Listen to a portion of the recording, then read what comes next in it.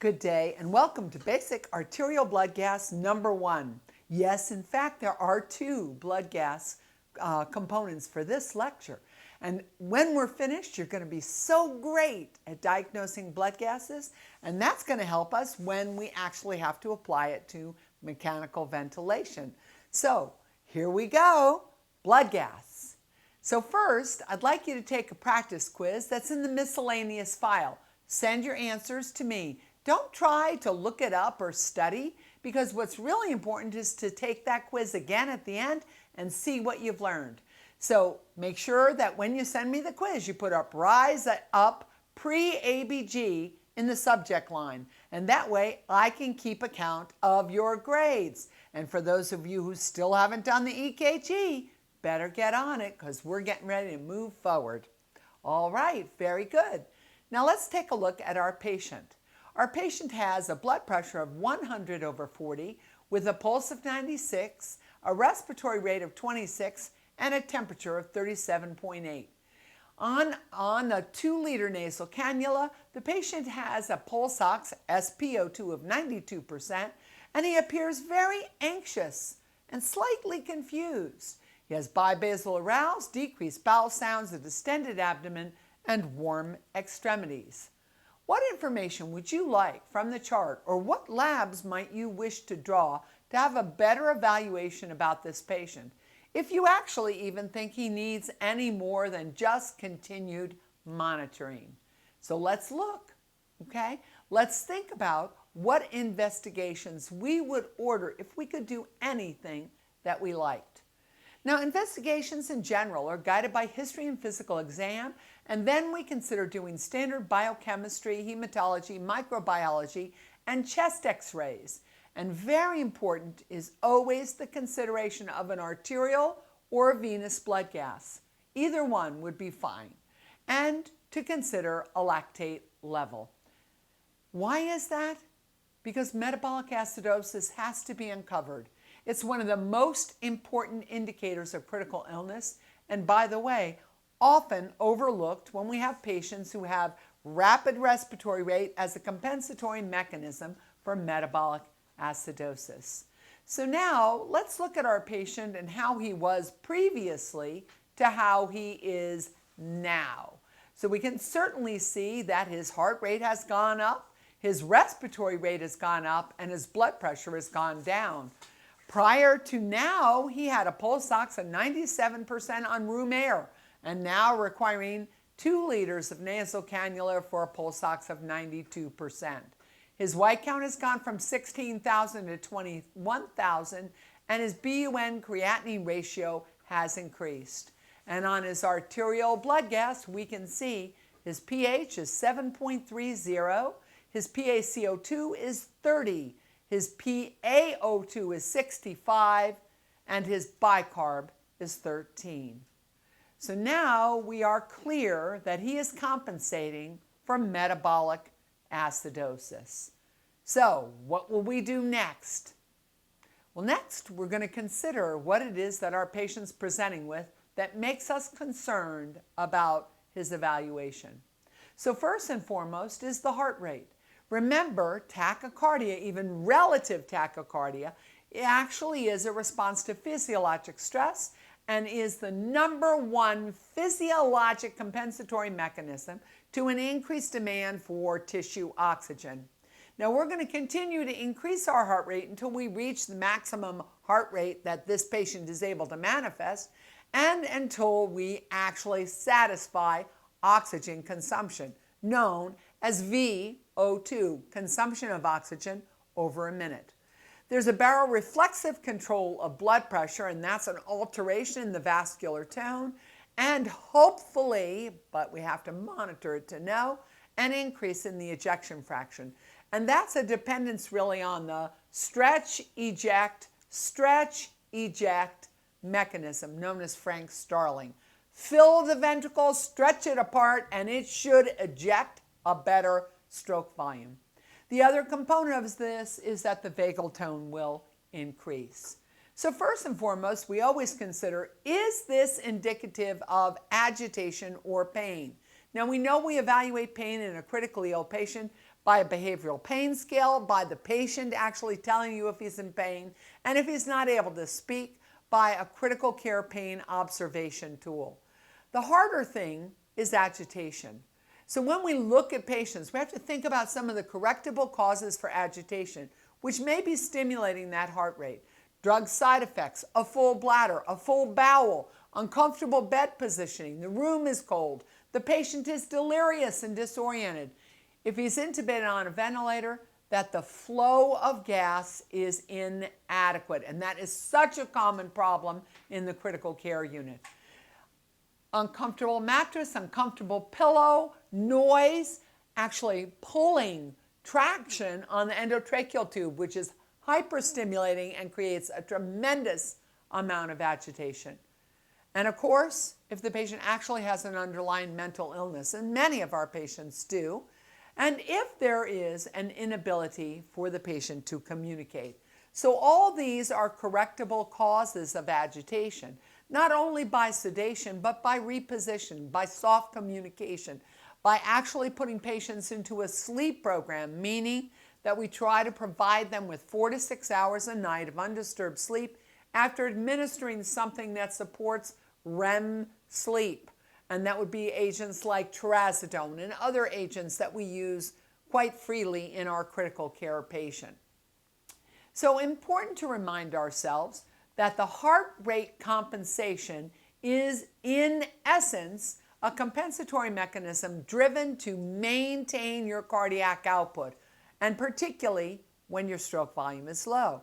So always reminding ourselves that persistent tachycardia should always be evaluated as a compensatory mechanism to maintain cardiac output when stroke volume is inadequate. And that, of course, is what you're seeing here. The heart rate is up in order to maintain that cardiac output. Now, in addition to that, we look at respiratory monitoring. And respiratory monitoring begins with respiratory rate. Not just looking at a patient and saying, he's breathing 16 times a minute, but actually evaluating how rapidly or slowly a patient is breathing. And then beyond that, of course, we think about our non-invasive monitoring, which would be our pulse oximeter, which actually requires, number one, that hemoglobin are saturated with oxygen, and number two, that you have a good enough pulsatile waveform to be able to read the pulse oximeter in order to determine if there's adequate perfusion. So that pulse ox is really important because it gives us the visual of the pleth, which is the pulsatile waveform, and it also gives us the saturation of our hemoglobin through a mechanism of red light absorption. Now, in addition to that, we can monitor the ABG. Now, the ABG gives us an abundance of data. First and foremost, it tells us about oxygen. Second of all, it tells us about ventilation. And thirdly, it tells us about the presence or absence of acidosis from metabolic function or metabolic dysfunction. So these are important criteria that we apply when we take a look at the arterial blood gas. So first and foremost, thinking about oxygen in a very simple way. We're going to get much more advanced when we talk about oxygen. But if we're just normally looking at arterial saturation or pulse oximetry, typically we'd like to see you at 97 to 100%. That's really excellent gas exchange, at least from a perspective of saturated hemoglobin. 90 to 95% is acceptable. It might be considered mild hypoxia, but for most critically ill patients, we're really okay with 90 to 95%. But anything less than 90% may be predictive of moderate to severe hypoxia. And it's always important to remember that not all patients are the same. Elderly patients have different values, patients with chronic pulmonary disease have different values, and patients who don't have enough red blood cells to transport oxygen are going to have some different values. So we always look at what we expect, and if we get what we expect, we're pretty happy. If we don't get what we expect, we now have to further investigate what kinds of causes or concerns that our patient is presenting with so that we can make a really good diagnosis. All right, So, first and foremost, I just want to remind you, there is only one purpose for hemoglobin. The only purpose for hemoglobin is to carry oxygen. So it's really vital to remind ourselves that hemoglobin carries oxygen and that the majority of oxygen in the blood is bound to hemoglobin. Bound to hemoglobin. Not free to be used. Free to be used is the oxygen that exerts partial pressure. And that oxygen is easily mobilized across the vascular wall and the cellular wall to be taken up by the cell and utilized. But the purpose of your saturated hemoglobin is to always provide a reservoir of oxygen that can be freed from the hemoglobin, called dissociation, released from the hemoglobin to dissolve in the blood so it can be used by the cell. Now, especially in our old days, we would say a male hemoglobin normal is somewhere between 13 and 18 grams per 100 mLs, and for females, 12 to 16 grams per 100 mLs. Now, in today's world, we don't like to give you red cells because it's basically a transplantation, and it stimulates hyperinflammation, has a lot of secondary issues associated with it. So we have lowered our hemoglobin acceptability. But I'm going to say it now and I'm going to say it again. If you remember that the role of hemoglobin is to transport oxygen, when you have patients who are hypoxic at the cellular level, and you know that through the presence of metabolic acidosis, they may need a higher hemoglobin in order to transport oxygen to the cells. Now, some of the values that we look at in terms of saturation can be altered by chemicals and by other conditions like carboxyhemoglobin or methemoglobin. So we often will see those types of issues in individuals who have had inhalation injury and fires, by individuals who have received a high degree of nitric oxide, such as nipride. And so very important to appreciate that we can see abnormalities that give us a higher saturation of oxygen, but the dissolved oxygen is very, very low. Okay, so now if we just think about arterial blood gas evaluation and think about our terminology, the pre-cell oxygen terminology. First, SpO2, pulsatile, utilizing pulse oximetry and a non-invasive method for evaluating the saturation of your hemoglobin. SaO2, arterial oxygen saturation. That's an actual measure from the lab that tells us about oxygen that is bound to the hemoglobin molecules. PaO2 is the dissolved oxygen in the arterial blood. It's what exerts partial pressure. It's only about 3% of the total oxygen, but that's what can be used. So now I want you to remember, the role of your saturated hemoglobin is to keep dissolved oxygen constant. So hemoglobin releases oxygen when the cells are using it and the PaO2 goes down. The role of hemoglobin is to release oxygen in order to maintain an appropriate level of PaO2. That's known as oxyhemoglobin dissociation, shifting to the right. Release, release, release from hemoglobin to the dissolved state so it can be used by the cells.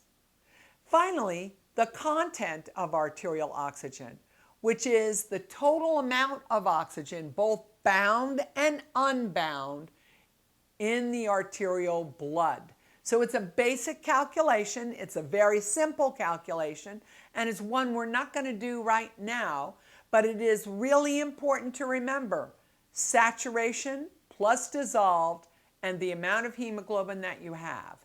Hemoglobin saturated with oxygen carries about 1.36 mils of oxygen per hemoglobin. So if I could take all the oxygen off the binding sites of the hemoglobin and put it into a beaker or a measuring cup, it would be 1.36 mLs of oxygen. So each hemoglobin that is saturated is carrying 1.36 mLs of oxygen. Now, let's bring that to the understanding of our blood gas. And a really important understanding of our blood gas and what the main purpose of the blood gas is to directly measure acid. Measuring acid affects your pH. Measuring respiratory acid, which is the carbon dioxide that's produced at the cellular level on cellular respiration, but our expectation is that it's always cleared if we have functional lungs, and the other acid, which is the metabolic acid, hydrogen ion. We don't measure hydrogen ion, so that might be why it sounds so strange to you. We don't measure hydrogen ion. We measure its major buffering partner, which is bicarbonate, HCO3. HCO3 is bicarbonate, and it's the direct opposite of the metabolic acid hydrogen. But what I really care about is your CO2 and your hydrogen. I can measure CO2 directly. If CO2 is up, that means more acid in the blood and the pH will probably drop. But if bicarb is up, what that means is metabolic acid is down, and the metabolic acid being hydrogen, and that's really all I care about. If my bicarb is down, my metabolic acid is up. If my metabolic acid is up and my pH is down, that's a metabolic acidosis problem. So this is a really important component of understanding the blood gas. Most of the time we give blood gas a quick view. We talk about the CO2, we talk about the pH, and we talk about oxygen. But most of us are not paying attention to bicarbonate or the calculated daughter of bicarbonate, which would be your base. And base actually incorporates the other binders of metabolic acid, because there's a lot of them: phosphorus, magnesium, ammonium, albumin. They all bind metabolic acid, and they give us something known as the strong ion dissociation gap. That's not what we're going to talk about here, because we want to be really simple and really clinically relevant. But what we do want to appreciate and understand is bicarb is the most common buffer to acid, but it ain't the only one. There are other binders of acid. That's why looking at the base gives us a better picture than the absolute bicarb. But I don't care which one you use, whichever one is easy for you to get from your lab to have displayed on your blood gas, it's okay. Whichever one it is, we're going to use it in the best possible way to help us determine what's going on for our patient. So let's think about our arterial blood gases. Okay, first and foremost, we always have to think about FiO2, fraction of inspired oxygen. So when I ask people what that means, and guess what? It's kind of across the board, except for respiratory therapists, everybody kind of says the same thing. They give me the definition of the letters. But FiO2 means the fraction of atmospheric pressure that is oxygen. So if you live at a barometric pressure of 760 and you are breathing 0.21 FiO2, that's 21% of 760. That's somewhere around 157. If you live at 760 millimeters mercury atmospheric pressure and you're breathing 100% FiO2, that's 760 millimeters mercury of oxygen. Wow. Well, that means something really significant to us. When we talk about ABGs and the PaO2, normal PaO2 75 to 100, normal PaCO2 35 to 45, but by the way, I always like to work with perfect. 40 is perfect. A pH of 7.35, that's the acid side, to 7.45, that's the alkaline side, but I like to work with perfect, 7.40.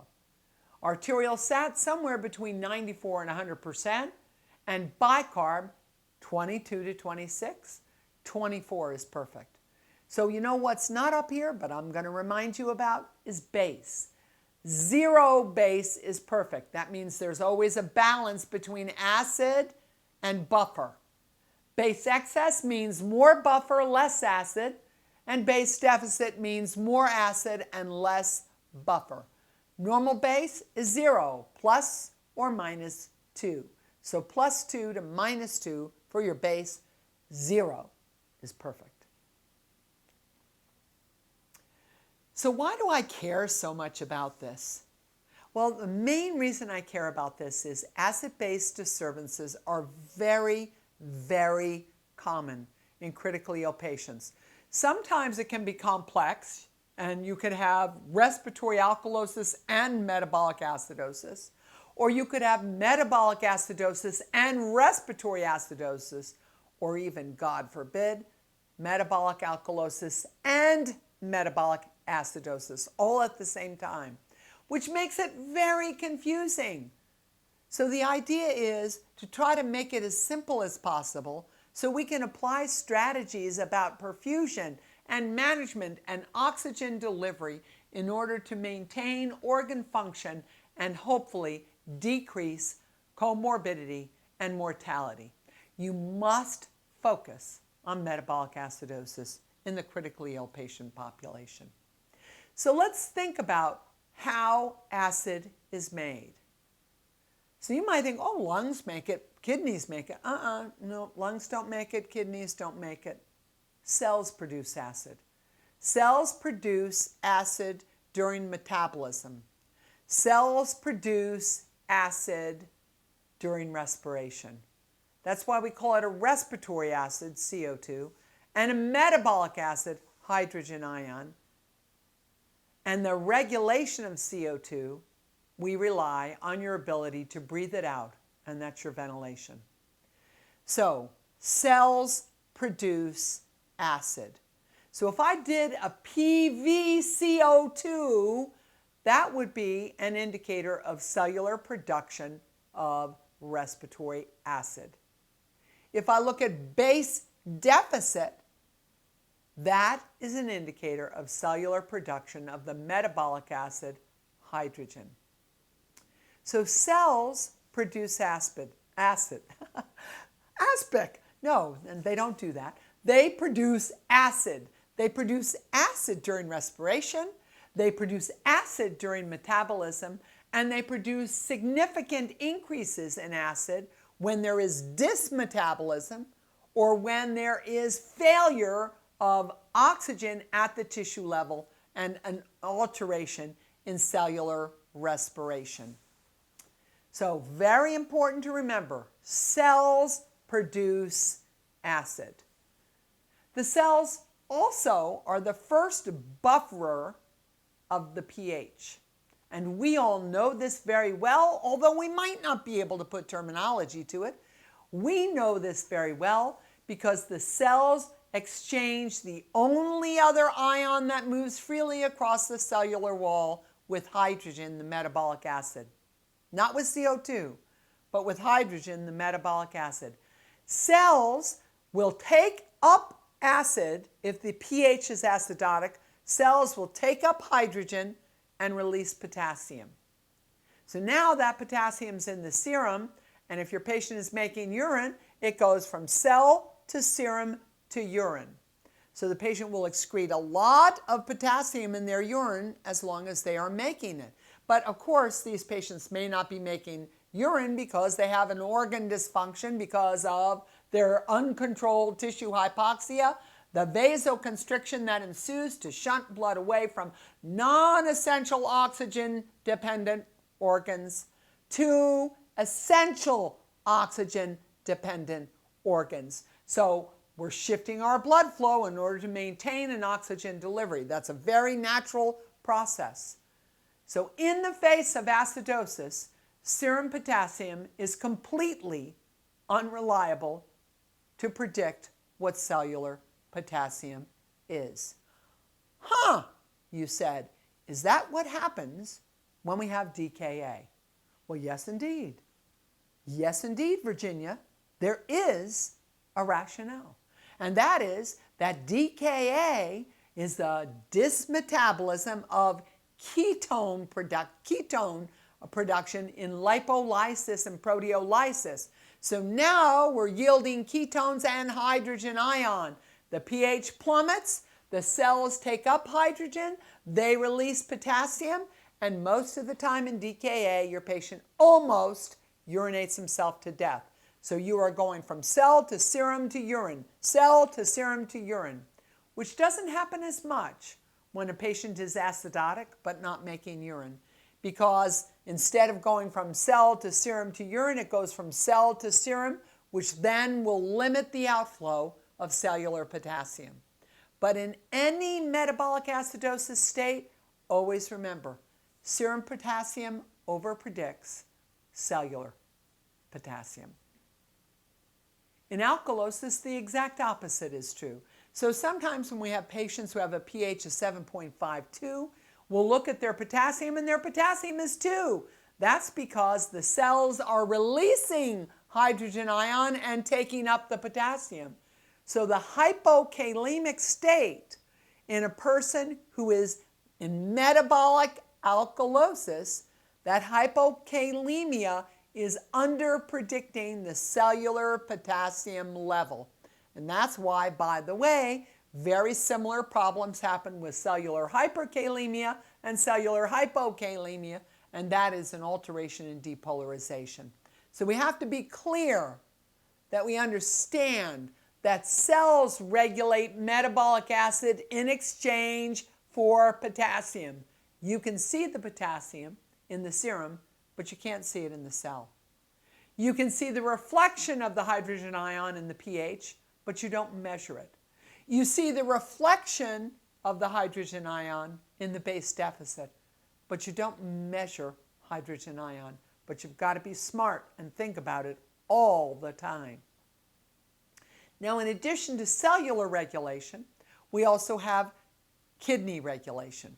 Kidney regulation is that your kidney will excrete acid and also bind acid to carbonic acid, which is hydrogen plus CO3. So in the presence of a high CO2, your kidney will take that carbon dioxide, split it, marry it to 2 hydrogens, making H2CO3, which is, by the way, bicarbonate. So make a silk purse out of a sow's ear. The sow's ear being excessive CO2, and the kidney conjugating that excessive CO2 and actually releasing more bicarbonate. And of course, the opposite is also true. Now, your lungs are acid regulators, and they regulate acid because they directly clear CO2 through the rate and depth of respirations. So it depends very significantly on the presence of CO2, the presence of the middle range product of CO2, which is known as carbonic acid, and also based on the pH. Any patient with a base deficit should be breathing fast and deep because they're trying to make room for the excessive acid. And actually, that's the compensation that occurs when we have a metabolic acidosis, is a rapid, deep respiratory rate, which means we have a responsibility to truly count the respiratory rate and to be aware when anything is over the range of 21 or 22, that should always be considered compensatory for metabolic acidosis until proven otherwise. Okay, so pH is a symptom of the 2 types of acid. Carbon dioxide, which is made by the cells in cellular respiration, carried bound to hemoglobin to the lungs where it will be rapidly released. The metabolic acid hydrogen, which binds to the base, and the most significant base that we want it to bind to is bicarbonate, where it's then presented to the kidneys, and there is a slow regulation. Regulation of these 2 types of acid actually profoundly affect my acid-base balance. If I overregulate, I'll be alkalotic. If I underregulate, I'll be acidotic.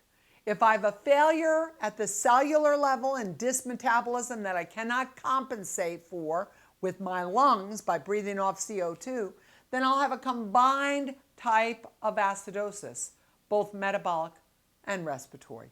And my big focus here is metabolic acidosis. Now, let's just think about the pH and what that does at cellular level. So very important to appreciate that when you have an acidotic serum and an acidotic pH, volume mobilizes into the cell. So now the cell volume is increased and the cell is likely to rupture and burst. We have decreased intracellular membrane transporters. So things like just like simple insulin and receptor sites, different types of membrane transporters are going to be diminished. We have a change in the depolarization current of our cells, and that's quite important. Now we decrease activation at the cell, decrease growth at the cell, and decrease cellular proliferation, something we're not going to really see visually, but what we are going to see visually is a decrease in contractility. We're going to see a diminished function of the myocardium in relationship to that cellular metabolism and cellular production of hydrogen ion or CO2, but most particularly related to hydrogen ion. Hydrogen ion is the H in pH. So we're not going to do any Henderson-Hasselbalch equations, although those are fun. We're not going to actually look at the logarithmic relationship of hydrogen ion to pH, also fun. All we're going to say is when you have more hydrogen, your pH goes down. Okay. So big effects. What we see every day at the bedside in metabolic acidosis, and especially if we're not recognizing it. Impairment of cardiac contractility, dilation of the arteries, dilation of the veins, and centralizing the blood volume because we're not able to mobilize it and it's sitting in our veins. Increasing pulmonary vascular resistance, putting a burden on the right heart. Reducing the blood flow dynamic, the arterial blood pressure, the blood flow to the kidney, the blood flow to the liver, and evolving hepatic and renal dysfunction. We will now be much more likely to be unstable in little spots around the myocardial tree, around the muscle tree of the myocardium, and the cells will be much more likely to respond to an abnormal impulse. So we have reentry types of dysrhythmias, we have ventricular fibrillation and ventricular tachycardia, much more common when we allow metabolic acidosis. But very, very, very important. And if you don't remember anything else, please remember this. In the face of metabolic acidosis, you lose the ability to respond to sympathetic stimulation. What that means is I have a patient with low blood pressure. I start them on norepinephrine, catecholamine number 1. I start them on epinephrine, catecholamine number 2. And I'm titrating up like crazy because my patient is not responding. Stop titrating for a moment and ask the question, has my patient lost responsiveness because he's in metabolic acidosis? In metabolic acidosis, your vascular receptor sites, your arterial receptor sites, will not respond to catecholamines. That means you have to think about something other than a catecholamine. Vasopressin first, corticosteroid second, angiotensin third. Hormones, not catecholamines. Because in acidosis, you lose responsiveness. Now, I'm not saying any one of those hormones is going to work. We certainly hope they do. But you need to give them sooner rather than later when you see patients are refractory to catecholamine therapy. Norepinephrine, epinephrine, very significant in terms of metabolic acidosis. So that's the effect of metabolic acidosis. And I want to remind you that potassium is a weather vane.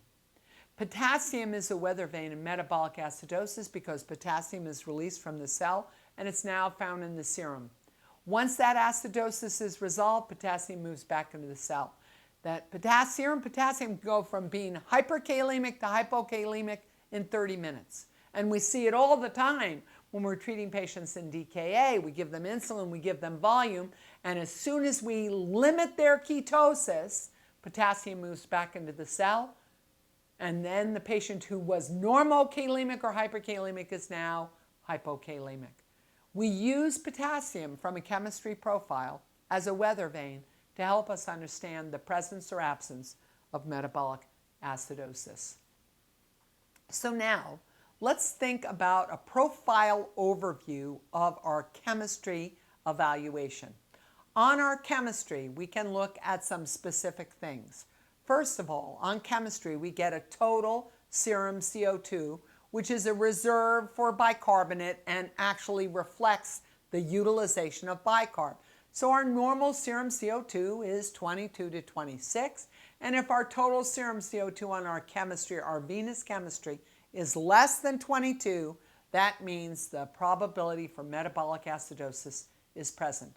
We're going to look at the patient's serum blood glucose. We're going to look at serum ketones.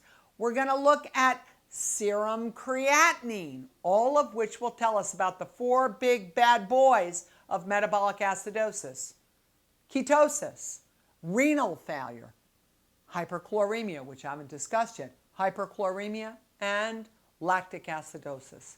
The only thing that really needs a special lab is lactic acidosis.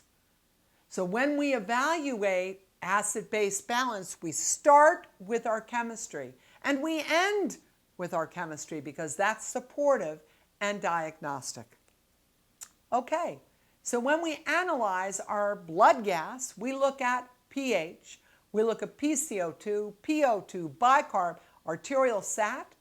We look at the base deficit, right? So that's a delta change in your buffering agents, not really just bicarb, but the buffering agents, +2 to -2. And last but not least, we look at the balance between positive ions, of which hydrogen is one, and negative ions, which are bicarb and chloride. And we look at the difference between the two. The difference is normally 12 ± 4. So anything higher than 16 gives us an indication that we have metabolic acidosis. Now we're going to come back to anion gap and talk about it a little bit more. But for now, let's just apply that to our lab values. So we can remind ourselves here that everything in red represents changes that occur in metabolic acidosis. Potassium, chloride, bicarb, total serum CO2, which is not dissolved CO2, but the reserve for bicarbonate, and the anion gap. Those are what reflect changes that occur in metabolic acidosis. That means a bird's eye view, clear eye, really evaluating a laboratory analysis to tell me about patients at risk in metabolic acidosis. So here are those 4 bad boys: ketosis, lactic acidosis, renal failure acidosis, and hyperchloremia or toxin-induced metabolic acidosis. Okay, so yet again, I want to remind you the effects of metabolic acidosis. The effects of metabolic acidosis: insulin resistant, so your patient will be hyperglycemic. That you'll have serum hyperkalemia and cellular hypokalemia, and that most importantly, you are going to resist any alpha stimulation to promote vasoconstriction. In terms of respiratory effects of metabolic acidosis, the patient will hyperventilate. They're going to work really hard to breathe. There's going to be ultimately a failure of muscle fatigue and a decreased strength of the respiratory muscle till the patient gives out, in which case they will plummet into severe acidosis. And cerebrally, when we have metabolic acidosis, again, that's going to affect cell volume regulation. So the cells are going to become more and more engorged with fluid, and that will lead to obtundation and coma. So, first sign of metabolic acidosis is a rapid respiratory rate.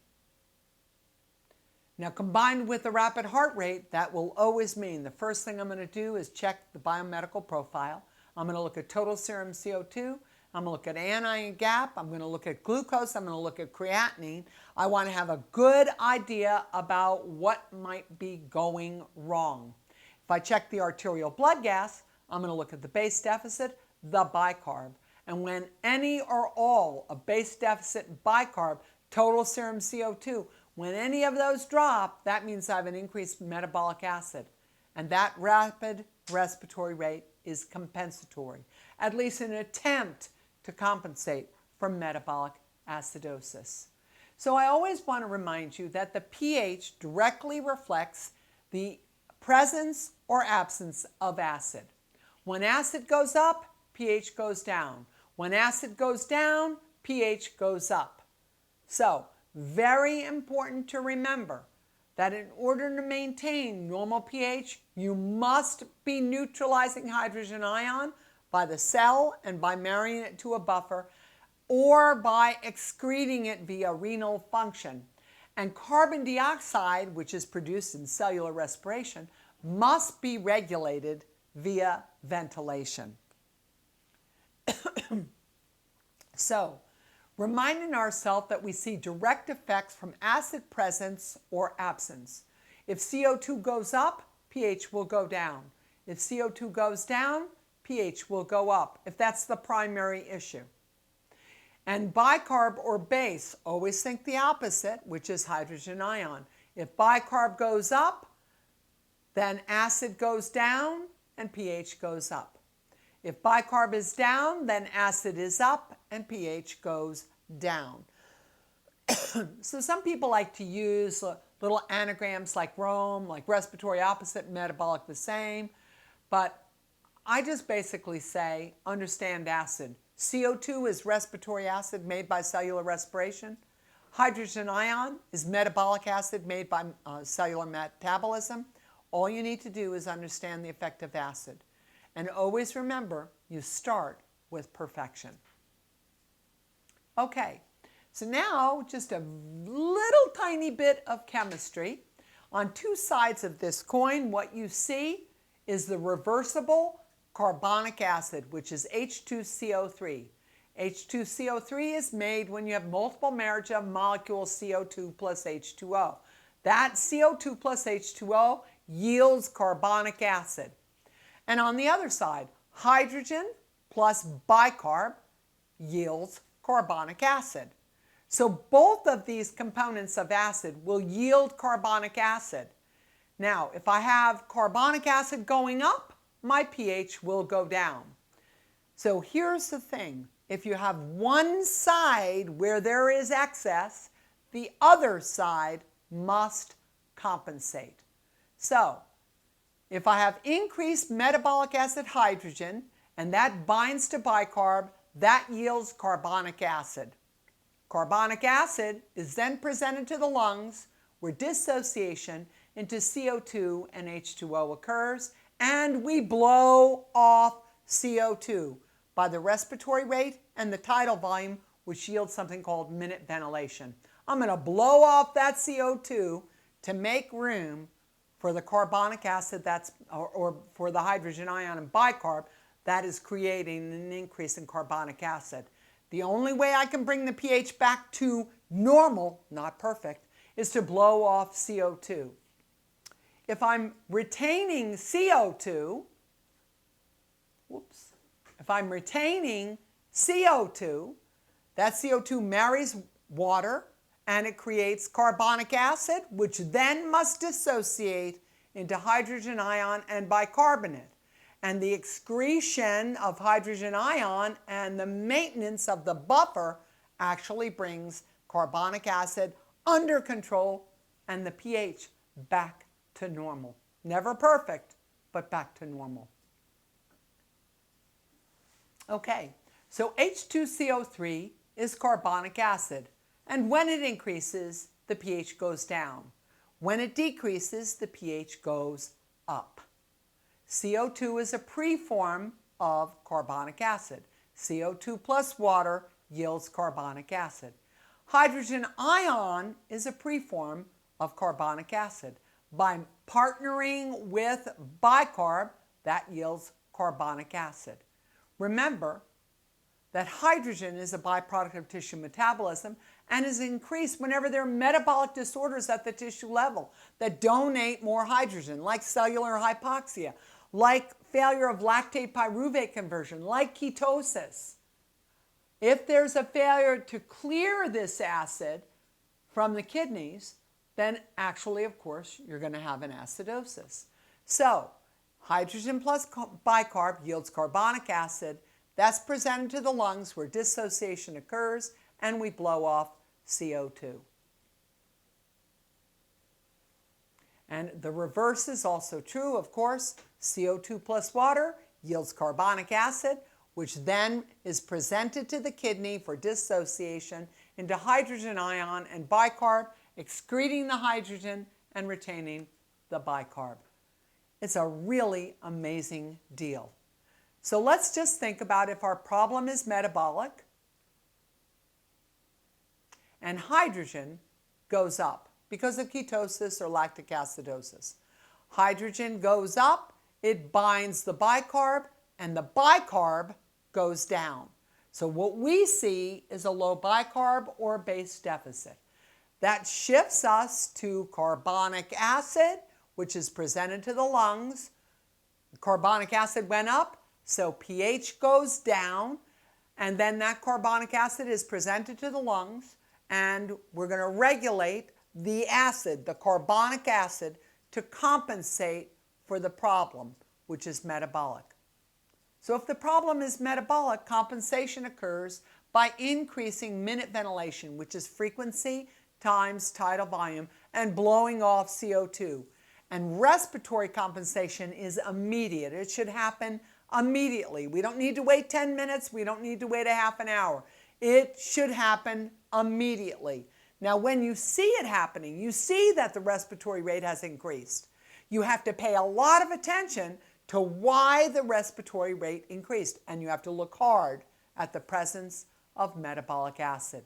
So now the actual circulating CO2 goes down and the pH comes back up because carbonic acid went down, our pH comes back up. It's a really intricate chemical equation that's very simple for us to understand. Get rid of acid, no matter where it came from. Okay, so if there's a problem such as pulmonary failure, CO2 is going to go up. CO2 is going to marry to the water and shift to carbonic acid. Carbonic acid is going to be presented to the kidney, and the kidney is, and of course carbonic acid went up and pH went down, and carbonic acid is presented to the kidney where separation occurs and where the kidney excretes more acid and retains bicarb.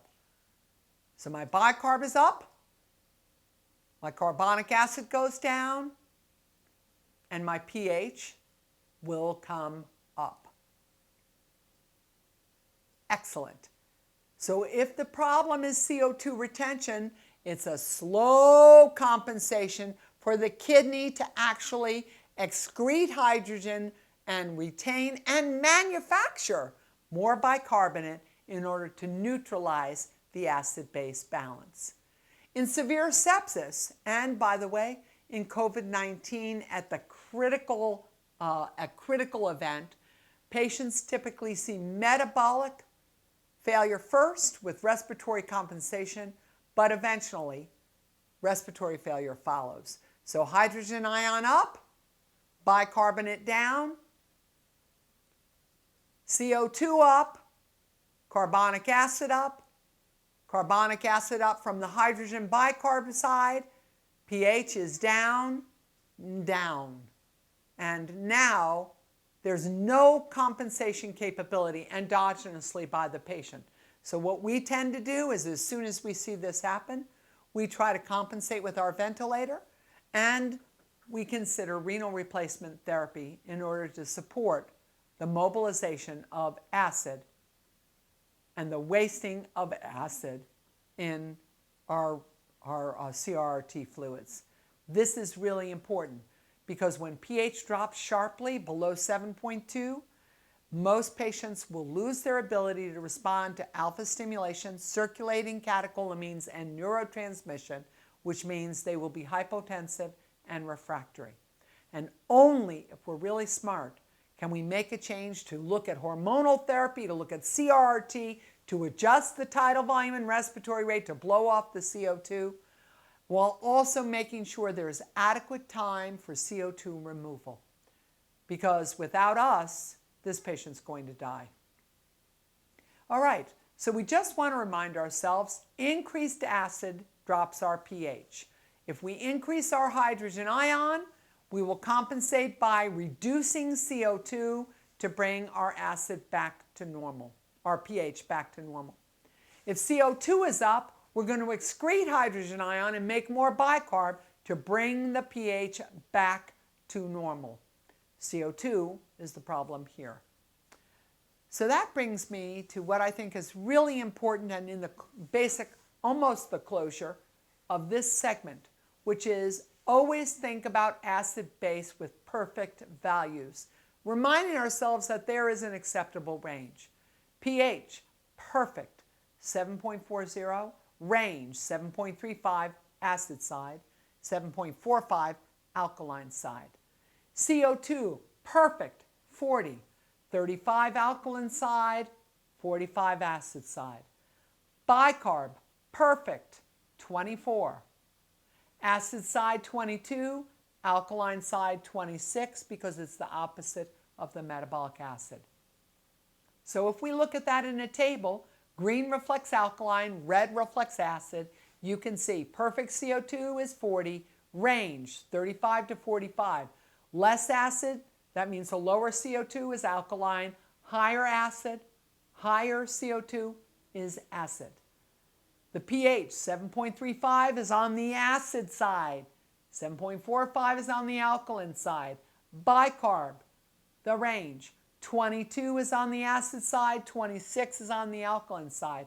And by the way, same thing with the base. When the base is negative, it's in deficit, that means more acid. When it's in excess, that means less acid. So very good. That brings us to the close of this segment for Basic ABG's number 1, focus on metabolic acidosis. Thank you and stay tuned for Basic ABG number 2. Thank you.